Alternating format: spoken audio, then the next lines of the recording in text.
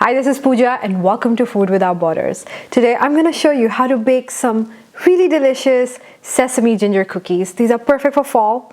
If you can tell from the background, it is raining cats and dogs for the past 3 days here. So I figured this is the kind of food that I want to have. This is a perfect treat for me to have with my coffee in the morning. And it's kind of a breakfast kind of a thing for me too. So let's get started.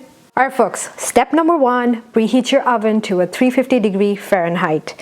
In this bowl I have an egg, and to this egg I am going to add some maple sugar. I'm using maple sugar.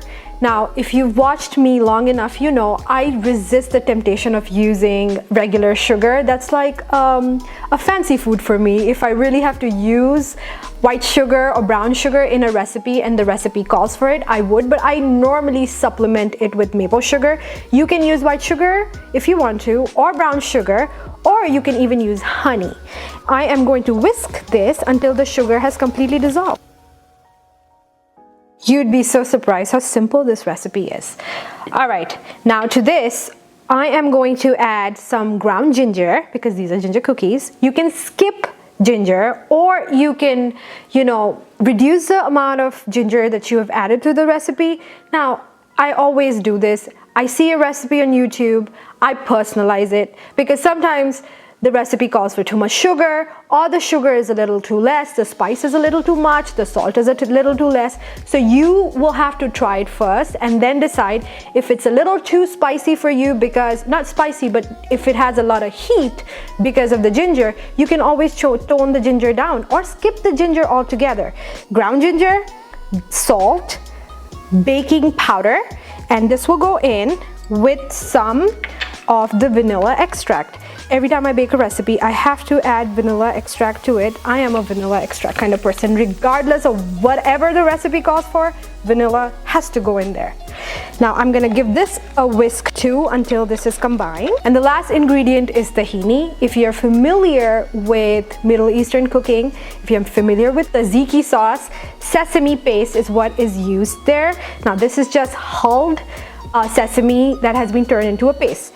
You can find it at almost every grocery store these days. It just goes by the name tahini and it's just sesame paste. You can make it at home. I am just the person who loves convenience, and I can find this in my local grocery store, so it works. I'm going to add this in. I'm going to mix this until it's all combined. And as you see, it starts to solidify. It's like magic. All right, here's where things get a little complicated. This is the most complicated part of the recipe, by the way. Now, I like to mix it all together with my hands, but I also don't like the texture on my fingers until they're completely mixed. So I'm using a glove. If you're not like me, weird, you can use your hands. I'm gonna mix this until it turns into a ball-ish kind of texture. This whole thing comes together, guys, so fast. Your oven will take longer to preheat. As you can tell, the oils are released, which is why we don't add any butter or oil to the rest. And don't worry if the oil separates. You don't have to mix it into the cookie. It is okay not to have the oil in your cookie. The sign that this is done, this no longer would stick to your hands. I want you to see the amount of oil that the batter has released, and this is just sesame oil.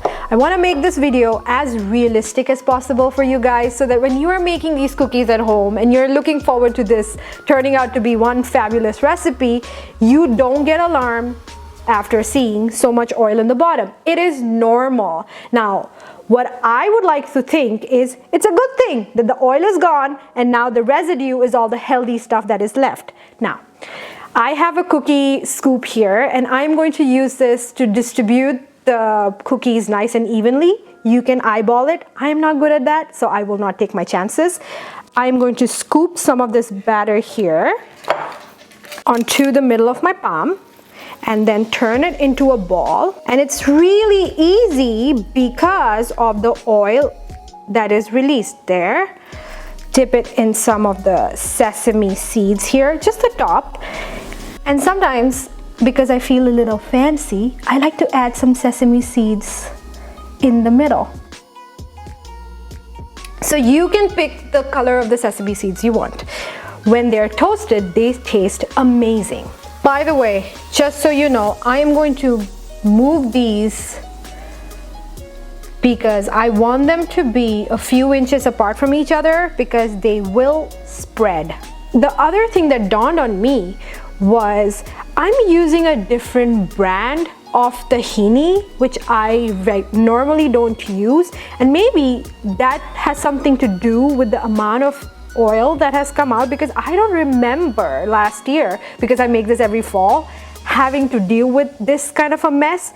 So if I were to use the same brand, now that I think of it, I would make the dough, put it on a plate, wipe it with a little bit of a paper towel. It's just sitting in oil, and which is why it's creating a bigger mess. I make mistakes, you learn from my mistakes, and you only get to enjoy the recipe and not make a mess like I am. And you can let me know the number of times I have said the word mess in this video. This is done.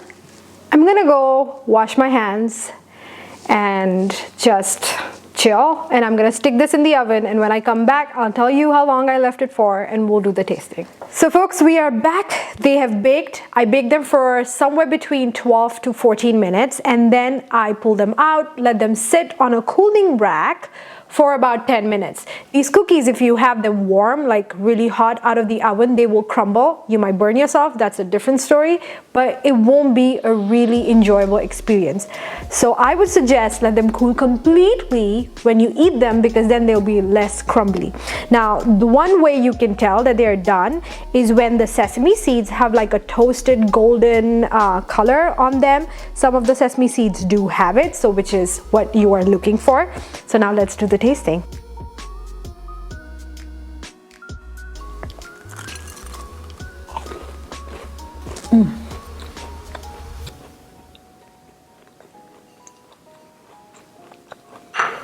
They're so perfect, guys. So quick and easy.